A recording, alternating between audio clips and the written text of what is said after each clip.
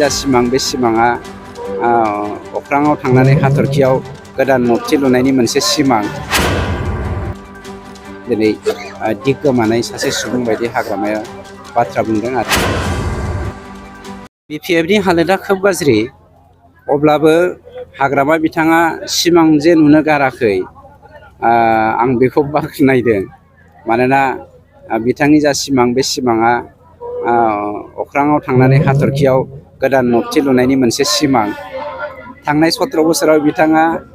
MP हरनो हायाखै बिथाङा दिनैसिम 17 बोसोराव गाव सासनाव थानायाव मिनिस्टार सासे सेन्ट्रेलाव होनो हायाखै बबे मिजिंजों बबे रावजों रायजो राजाफोरखौ थगायनानै खामानि मावनो नागिरदों बुंनो हाया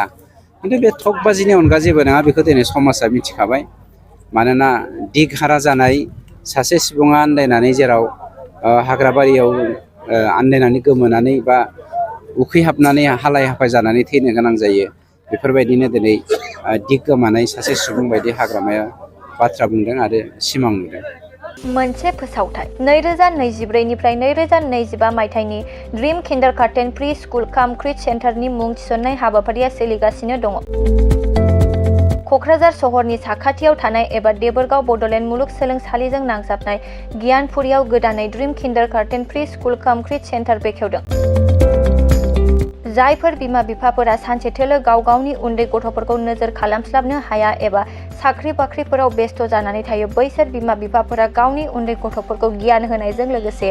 2 बोसोरनिफ्राय 5 बोसोरनि गथ'फोरखौ बे ड्रीम किन्डारगार्टेन प्रि स्कुल काम क्रिच सेन्टाराव सोलोंथाइ होनो हागोन।